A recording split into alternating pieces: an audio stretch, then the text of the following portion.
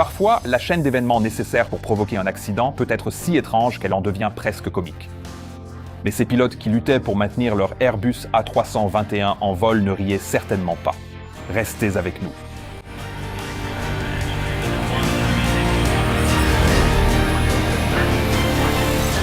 L'appareil impliqué dans cette histoire vraiment fascinante était un Airbus A321 âgé de 11 ans, exploité par Titan Airways.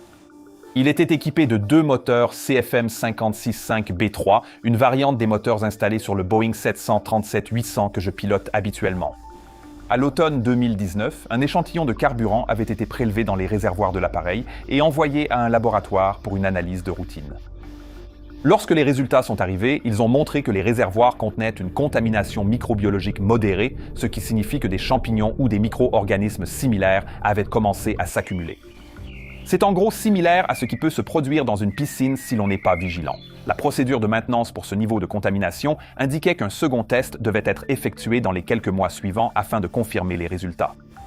L'avion devait subir une révision de maintenance plus importante en février 2020 et il a été décidé que si l'analyse revenait avec le même résultat à ce moment-là, un traitement de choc spécial au biocide serait effectué pour y remédier. Ainsi dit, ainsi fait, en février, l'avion a été acheminé vers la base de l'organisme de maintenance agréé, l'AMO, avec lequel Titan avait passé contrat, situé à Larnaca, à Chypre. Cet AMO venait tout juste de démarrer et était encore en train d'acquérir des outils et de l'espace de travail pour les ingénieurs à ce moment-là. Et en raison de cette phase de démarrage, la charge de travail était signalée comme étant assez élevée, avec plusieurs avions en cours de maintenance en même temps dans un espace de travail limité. Alors qu'ils travaillaient sur l'Airbus de Titan Airways, les ingénieurs ont rencontré un problème avec une modification qu'ils devaient effectuer sur 2 alimentations électriques de sièges passagers. Cela signifiait que le travail commençait à prendre du retard sur le planning, créant ainsi une certaine pression temporelle sur les ingénieurs concernés. L'analyse programmée du réservoir de carburant est revenue, indiquant à nouveau une contamination modérée, ce qui signifiait que les ingénieurs devaient désormais également effectuer le traitement de choc du réservoir. L'un des ingénieurs a été chargé de faire ce travail seul, et c'était la première fois qu'il allait le faire, mais cela semblait, du moins en apparence, être un travail assez simple. Un biocide appelé Caton devait être utilisé, et l'ingénieur a commencé à consulter ses manuels pour trouver la bonne procédure à suivre. Il est vite devenu évident que les instructions étaient assez vagues. Le biocide devait être ajouté pré-mélangé à une concentration de 100 ppm en volume de carburant dans les réservoirs concernés. L'ingénieur, dont la langue maternelle n'était pas l'anglais, ne connaissait pas le terme ppm et il a commencé à chercher une explication dans les manuels, mais il n'a rien trouvé. Il a également essayé de trouver un collègue à qui demander, mais il n'y avait personne aux alentours. Il a donc fait la chose la plus logique. Il est allé sur Internet et y a trouvé un convertisseur ppm qu'il a pu utiliser à la place.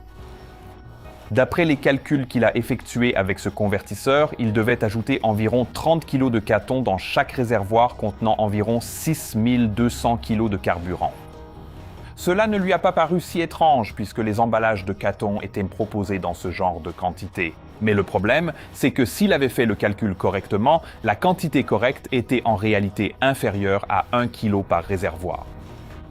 Cela signifiait qu'il s'apprêtait maintenant à ajouter près de 38 fois plus de Caton dans chaque réservoir de carburant que ce qui était réellement nécessaire.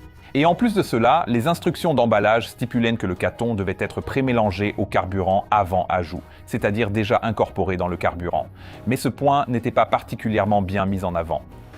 Donc, l'ingénieur est allé dans les réserves qu'ils avaient dans le hangar et a récupéré le Caton nécessaire, puis il a décidé de l'ajouter au carburant depuis un point d'accès situé sur le dessus des ailes pendant que le ravitaillement était en cours. Cela semblait être la façon la plus simple de procéder, et il n'avait pas accès à des outils spécifiques pour l'ajouter autrement. Cela a eu 2 conséquences immédiates. Non seulement la concentration de Caton était bien supérieure au niveau maximal autorisé, mais en plus il n'a pas été correctement mélangé. Et puisque la densité du Caton était supérieure à celle du carburant, il a maintenant coulé au fond. Cela a créé une couche avec une concentration de Caton encore plus élevée au fond des réservoirs, près des entrées d'alimentation en carburant des moteurs. Maintenant, ce type d'erreur peut sembler incroyable, mais il a été découvert plus tard que les instructions insuffisantes concernant cette procédure avaient en réalité conduit à des erreurs similaires dans d'autres centres de maintenance également. Le traitement au Caton était l'une des dernières opérations de maintenance que l'avion devait subir. Ainsi, le 24 février 2020, l'avion a été déclaré apte au service puis ramené à l'aéroport de Londres Stansted pour reprendre ses vols avec des passagers. Lors du vol de convoyage de retour au Royaume-Uni, l'équipage en fonction n'a signalé aucun problème avec les moteurs et le vol s'est déroulé sans encombre. Le matin du 25 février, un équipage composé de 2 pilotes devait convoyer l'avion à vide de Londres Stansted vers Londres Gatwick, un court trajet d'environ 20 minutes. Après ce premier vol, l'avion serait pris en charge par un autre équipage qui effectuerait un vol passager de Gatwick vers Cracovie en Pologne, puis le vol retour. Plus tard dans la soirée, vers minuit environ, l'équipage initial devait ensuite ramener l'avion à Stansted. C'était une belle journée d'hiver avec un ciel dégagé et des vents légers, parfait pour un court trajet comme celui-ci, et je suppose que les pilotes devaient probablement s'en réjouir.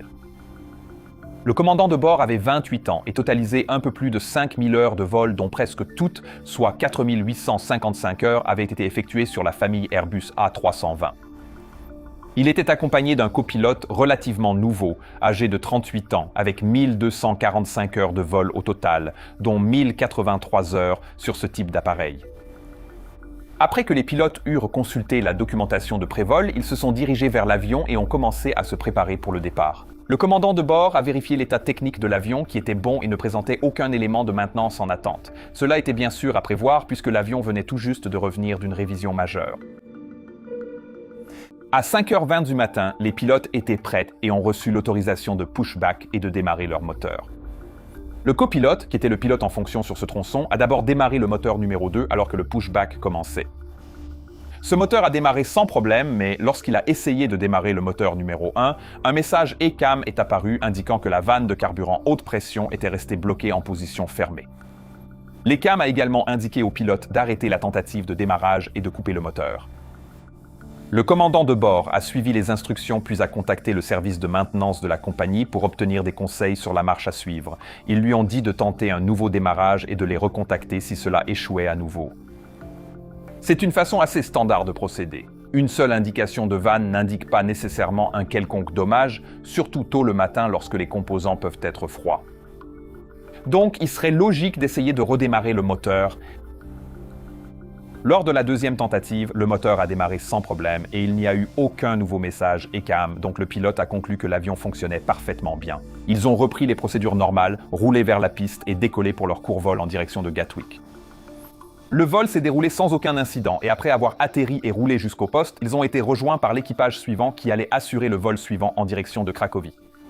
Les pilotes ont informé l'équipage suivant du problème de démarrage qu'ils avaient rencontré sur le moteur numéro 1 à Stansted et des recommandations données par les ingénieurs. Nous, les commandants de bord, essayons toujours de faire une passation verbale comme celle-ci, surtout lorsqu'il s'est passé quelque chose d'inhabituel. Cela augmente la conscience de la situation de l'équipage suivant et peut les préparer à toute panne qui pourrait réapparaître.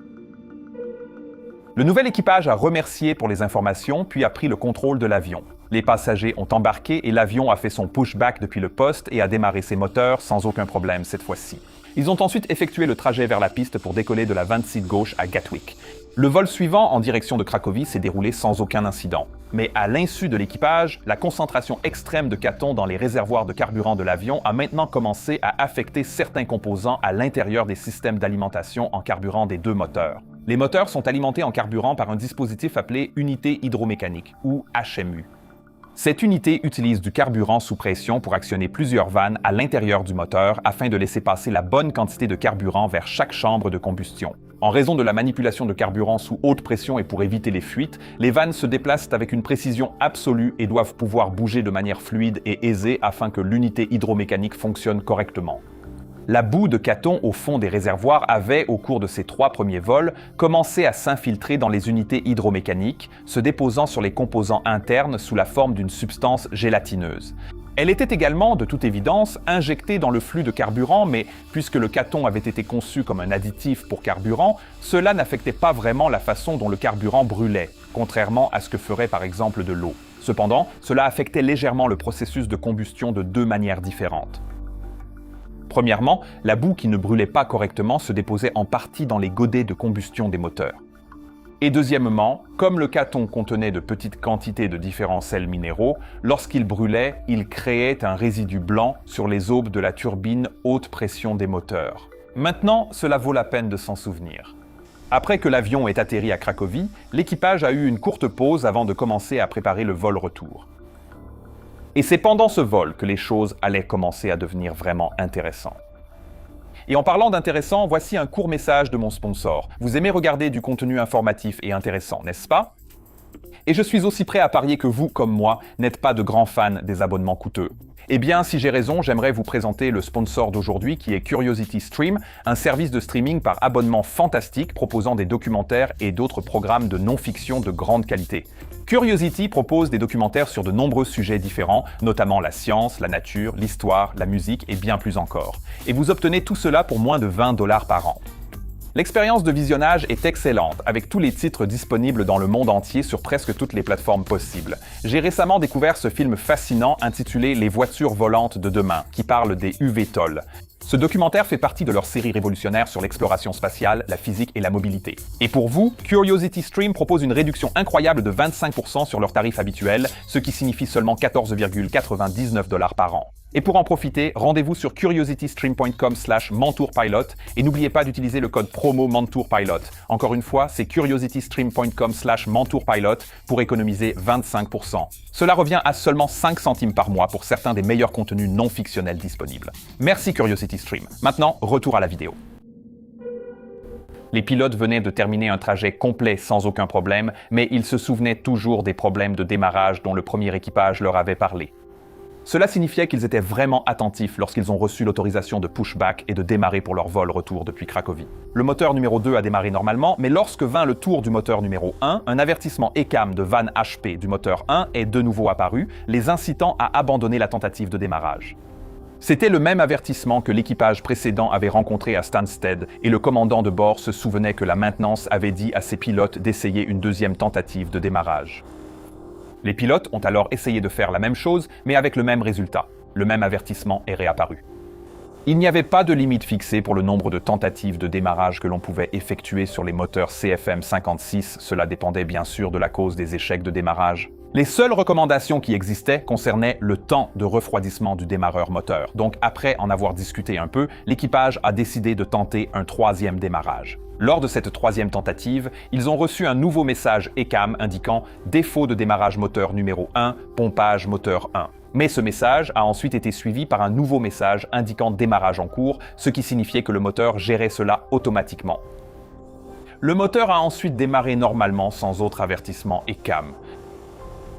Étant donné que les avertissements ECAM n'avaient affecté que la séquence de démarrage des moteurs et que les deux moteurs fonctionnaient désormais correctement, les pilotes ont décidé qu'il était sûr de poursuivre le vol. Maintenant, je comprends parfaitement la façon dont les pilotes ont raisonné ici. À ce stade, rien n'indiquait une défaillance sérieuse du moteur et absolument rien ne laissait penser à un problème de carburant.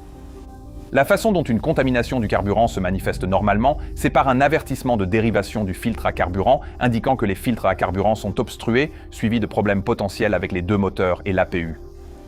Et dans ce cas, le problème n'était apparu que pendant la séquence de démarrage du moteur et uniquement sur le moteur numéro 1. Après le démarrage, les deux moteurs fonctionnaient parfaitement, tout comme lors du vol précédent. Cela signifiait donc qu'aux alentours de 20h20 UTC, le vol 112 de Titan Airways a décollé en direction de Londres-Gatwick. L'avion a grimpé normalement jusqu'à son altitude de croisière et, pendant la montée, le commandant de bord a contacté le service de maintenance de Titan Airways via ACARS pour les informer des problèmes rencontrés lors du démarrage des moteurs. Le vol s'est déroulé normalement et les pilotes ont commencé à se préparer pour une approche ILS standard sur la piste 26 gauche à Gatwick. Le copilote était le pilote aux commandes et, vers 21h30, l'avion a entamé sa descente initiale. Maintenant, Londres-Gatwick est un aéroport très fréquenté et nécessite souvent de longs vecteurs et des paliers intermédiaires avant que l'approche finale puisse commencer. Ainsi, lorsque l'avion a atteint le niveau de vol 140, c'est-à-dire 14 000 pieds, on leur a demandé de maintenir ce niveau pendant un moment et, à cause de cela, ils ont dû augmenter légèrement la poussée des moteurs pour conserver leur vitesse. Et dès qu'ils ont fait cela, de légères vibrations ont été ressenties dans tout l'avion, mais il était difficile de déterminer exactement d'où provenaient ces vibrations. Les pilotes ont regardé les instruments moteurs qui indiquaient également de légères vibrations, mais elles restaient largement dans les valeurs approuvées. Au bout d'un moment, ils ont reçu d'autres autorisations de descente et les vibrations semblaient disparaître lorsque la poussée était réduite, puis elles réapparaissaient dès que la poussée était augmentée pour une raison quelconque. À 2 reprises pendant la descente, l'affichage ECAM a également clignoté, indiquant un pompage du moteur numéro 2, mais les indications n'ont duré chacune que moins d'1 seconde, ce qui a rendu très difficile pour les pilotes de voir quel moteur était concerné. Un pompage moteur peut survenir pour de nombreuses raisons différentes. Les plus courantes sont les impacts d'oiseaux ou l'ingestion de glace provenant des pales du ventilateur. Ces pompages moteurs se produisent lorsque la pression s'accumule au mauvais endroit à l'intérieur du cœur du moteur, modifiant le flux d'air et provoquant le décrochage des aubes du compresseur. Ils surviennent souvent très rapidement, provoquant un bruit de pompage, et lorsque le pompage se produit, la poussée est fortement réduite.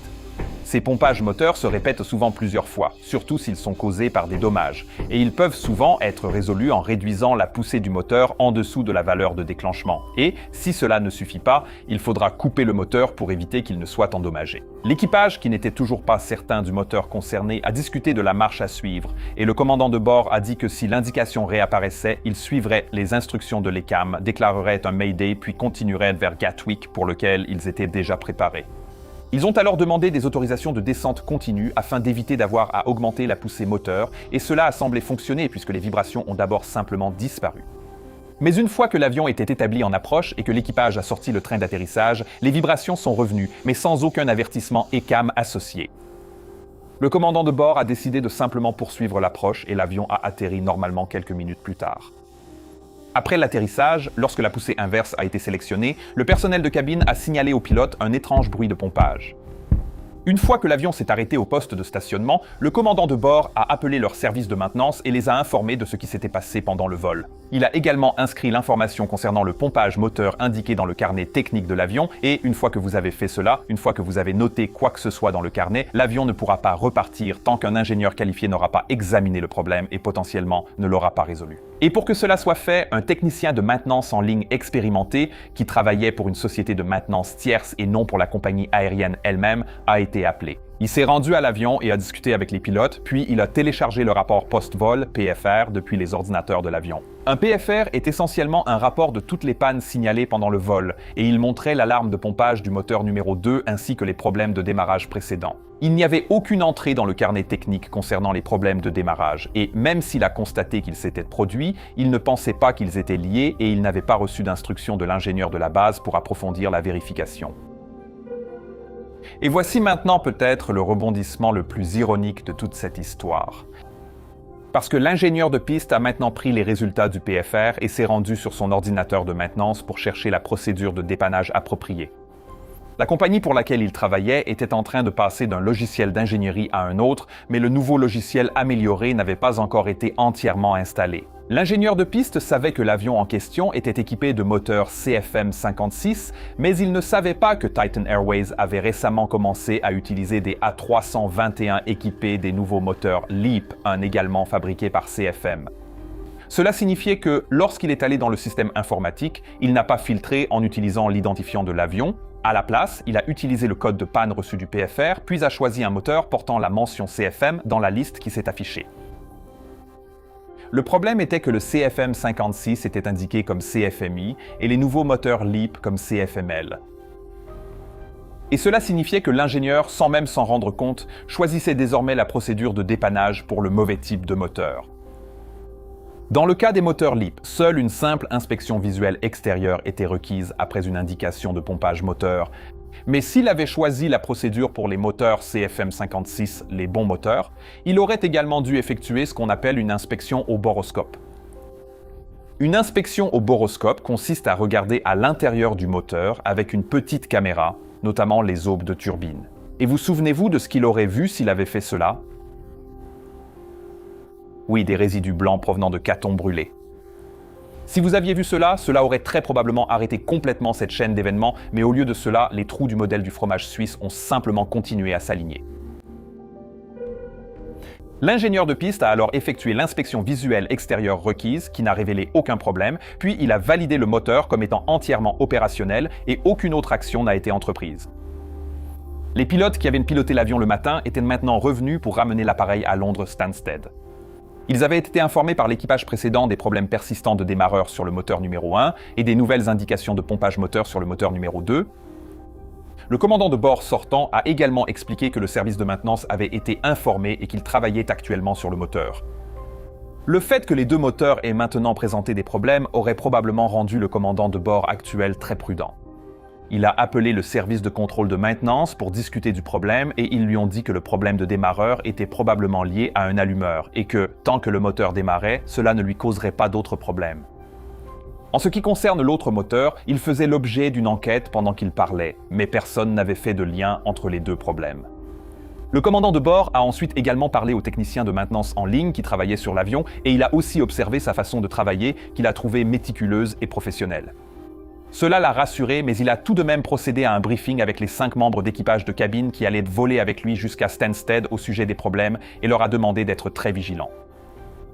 Toutes ces actions sont caractéristiques d'un commandant de bord très professionnel qui suit les procédures et tient son équipage informé. C'est vraiment agréable à voir. Une fois que le technicien de maintenance en ligne a donné son feu vert et signé le carnet technique, l'équipage est monté à bord de l'appareil et a commencé à le préparer pour le départ. Le commandant de bord allait être le pilote en fonction pour le vol retour et, à 23h49, l'équipage a demandé le pushback et la mise en route. Pendant le pushback, le moteur numéro 2 a démarré normalement, mais encore une fois, le moteur numéro 1 a commencé à avoir des problèmes. La première tentative de démarrage a été abandonnée en raison d'un défaut d'allumeur indiqué, et la seconde a déclenché une alarme de panne moteur accompagnée d'un message ECAM envisager un rallumage. Avant le troisième rallumage, le commandant de bord a appelé l'ingénieur de la base qui a effectivement autorisé une troisième tentative de démarrage. Le commandant de bord a informé l'équipe de pushback qu'il retournerait au point de stationnement si cette troisième tentative échouait également, et au début cela semblait être le cas car une alerte de panne moteur est réapparue, mais elle a ensuite disparu et le moteur a démarré normalement. Le commandant de bord, qui était toujours en contact avec l'ingénieur de la base à ce moment-là, a demandé son avis et l'ingénieur a de nouveau indiqué qu'il pensait qu'il s'agissait probablement d'un problème d'allumeur. Le moteur numéro 2 avait été vérifié par l'autre ingénieur et semblait maintenant fonctionner normalement. Le commandant de bord et l'ingénieur de la base sont convenus que l'équipage effectuerait une montée en régime des moteurs sur la piste afin de vérifier que les deux moteurs fonctionnaient correctement avant le départ. Les deux pilotes ont alors discuté de la situation et, de leur point de vue, tout semblait correct à ce stade. Comme il ne s'agissait que d'un court vol dans un espace aérien contrôlé et par beau temps, ils ont décidé qu'ils étaient prêts à continuer, mais ils ont également précisé qu'ils surveilleraient attentivement les instruments moteurs. Le copilote a demandé l'autorisation de rouler et l'avion a commencé à se diriger vers la position d'attente pour la piste 2-6 gauche. Une fois à la position d'attente, ils ont effectué un court essai moteur qui s'est bien déroulé, puis ils ont signalé qu'ils étaient prêts pour le décollage. Une fois qu'ils ont reçu l'autorisation de décoller, les pilotes ont vérifié que la cabine était sécurisée puis sont entrés sur la piste pour un second essai moteur de 15 secondes. Ce second essai a également montré des indications moteur stable et normales, donc à minuit 9 minutes après minuit, le vol Titan Airways Alpha Whiskey Charlie 411 Whiskey a commencé sa course au décollage. La rotation s'est déroulée tout à fait normalement, mais dès que l'avion a atteint 500 pieds, le moteur numéro 1 a commencé à subir de violents décrochages et pompages. Comme la poussée de décollage était engagée, la perte temporaire et irrégulière de poussée à chaque pompage a provoqué un violent lacet vers la gauche de l'avion que le commandant de bord a alors compensé avec un peu de gouverne de direction à droite. Gérer des pompages moteurs comme celui-ci peut en réalité être bien plus délicat que de faire face à une panne moteur classique, car la quantité de gouverne de direction à appliquer varie en fonction de la poussée délivrée par le moteur. Alors que le commandant de bord avait du mal à contrôler l'avion, le personnel de cabine à l'arrière a vu des flammes sortir du moteur numéro 1 et a immédiatement tenté de contacter les pilotes pour les en informer. Maintenant, des flammes comme celle-ci ne sont pas rares en cas de pompage moteur et elles ne signifient pas qu'il y a un feu moteur. Les flammes sont simplement le résultat d'un flux d'air irrégulier à travers le cœur du moteur à cause des pompages. Le N1 du moteur est descendu jusqu'à 40% pendant une période de 25 secondes et le commandant de bord a décidé de ramener la manette de poussée numéro 1 au ralenti afin de rendre l'avion plus facile à contrôler et, espérons-le, d'arrêter les pompages. Il n'y a eu aucune alerte ECAM concernant ce problème au départ. Les pilotes ont alors lancé un appel Mayday aux contrôleurs aériens et ont demandé un retour immédiat vers la piste 2-6 gauche. Le commandant de bord a également fait une annonce d'urgence rapide au personnel de cabine pour les informer de la nécessité d'une éventuelle évacuation à l'atterrissage. Et comme l'équipage avait été très bien briefé avant le vol sur les problèmes précédents, ils ont réagi immédiatement et ont commencé à se préparer. C'est l'avantage d'un bon briefing avant vol. Après l'appel Mayday, le commandant de bord a immédiatement amorcé un virage à droite pour se placer en vent arrière pour la piste 2-6 gauche. Il a stabilisé l'avion à une altitude maximale de 3600 pieds et a demandé au copilote de commencer à préparer l'ordinateur de gestion de vol, les radios et le reste du cockpit pour l'atterrissage, ce que le copilote a également fait. Mais lorsque l'équipage a entamé sa descente initiale, alors qu'il était toujours en vent arrière, il a été confronté au problème suivant. Une alerte ECAM est apparue, les avertissant que le moteur numéro 2, leur seul moteur restant, était maintenant également en décrochage, ce qui signifiait qu'il pourrait bientôt se retrouver sans aucun moteur. Cela a poussé le commandant de bord à déplacer doucement la manette de poussée du moteur numéro 1 depuis la position ralentie, puis à réduire la poussée du moteur numéro 2 afin d'essayer de maximiser la poussée disponible. Il a constaté que, s'il maintenait les moteurs à environ 49% N-on, ils semblaient tous les deux fonctionner raisonnablement bien, mais il était impossible de savoir combien de temps cela durerait réellement. À titre de référence, 49% N1 est en dessous de la puissance d'approche normale requise pour un atterrissage d'un avion à son poids habituel. Mais pour un avion presque vide comme celui-ci, cela aurait probablement suffi à maintenir la vitesse pendant toute la configuration d'approche. Le commandant de bord et le copilote n'ont pas retardé l'approche. Au lieu de cela, ils ont commencé à configurer l'avion et ont intercepté l'approche finale à 9000, maintenant une descente peu prononcée pour garder la poussée aussi faible que possible. Le commandant de bord a alors décidé de voler au-dessus de la pente de descente normale afin d'avoir un surplus d'énergie pour atteindre la piste au cas où les deux moteurs tomberaient soudainement en panne, ce qui était effectivement une possibilité réelle. Encore une fois, c'est une décision très sage et originale prise par le commandant de bord sous une pression intense et dans l'urgence. Le copilote a également fait un excellent travail ici, en soutenant le commandant de bord pendant qu'il pilotait l'approche à la main. À minuit 20, seulement 11 minutes après leur décollage, l'avion s'est posé en toute sécurité sur la piste 2C gauche.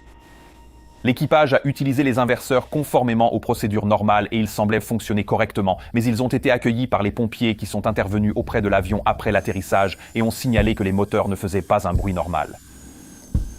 Cela a incité l'équipage à couper les deux moteurs dès qu'ils ont libéré la piste. L'avion a alors été retiré du service pour une inspection complète et lorsque les HMU des moteurs ont été examinés, ils se sont avérés remplis de boue de caton, ce qui rendait les mouvements des soupapes et des pistons beaucoup plus difficiles que la normale. Un composant s'était même cassé à cause du couple accru provoqué par la contamination. Cette contamination de caton s'est avérée être la cause de tous les problèmes moteurs rencontrés par les deux équipages. Cet incident a conduit à de meilleures directives sur la façon dont ce type de traitement microbiologique doit être effectué, ainsi qu'à de meilleurs outils pour mélanger les fluides. Et étant donné qu'un traitement mal effectué pouvait entraîner la perte de tous les moteurs, contournant ainsi la redondance multimoteur de l'avion, la procédure devait également être classée comme critique pour la sécurité. Cela signifiait que les procédures de ce type devaient être surveillées par au moins 2 ingénieurs qualifiés différents et que toutes les quantités d'additifs pour carburant devaient être vérifiées de manière croisée avant d'être ajoutées au carburant. Les systèmes informatiques utilisés par les ingénieurs pour résoudre les problèmes devaient également mieux prévenir les erreurs et la formation sur l'utilisation de ces systèmes par les ingénieurs devait être mise à jour. Mais ce que je veux vraiment que vous reteniez de cette vidéo, c'est l'importance d'un équipage de conduite qui fonctionne bien. Ces pilotes ont fait presque tout correctement. Ils ont informé tout le monde, ils ont appliqué toutes les procédures appropriées et ont tenu tout le monde au courant. Même si les erreurs externes dans ce cas n'ont fait qu'aggraver la situation, leur bonne formation, leur excellent CRM et leur qualité de pilote ont tout de même permis de sauver la situation. Je sais que parfois, ma série sur les accidents et incidents peut donner l'impression que les erreurs de pilote et les menaces extérieures sont omniprésentes. Mais la vérité, c'est qu'il y a des centaines de milliers de vols effectués en toute sécurité par des équipages comme celui-ci chaque jour, même dans des conditions vraiment difficiles comme celle-ci. Et si vous n'entendez jamais parler de ces vols, c'est grâce au travail fantastique que mes collègues pilotes, les membres d'équipage de cabine, le personnel au sol et tous les autres accomplissent chaque jour pour que cette industrie formidable reste aussi sûre qu'elle l'est réellement. Maintenant, regardez cette vidéo ou enchaînez avec cette playlist. J'espère avoir mérité votre abonnement et si vous souhaitez soutenir mon travail, rejoignez mon équipe sur Patreon ou offrez-vous quelques produits dérivés. Passez une journée absolument fantastique et on se retrouve la prochaine fois. Au revoir.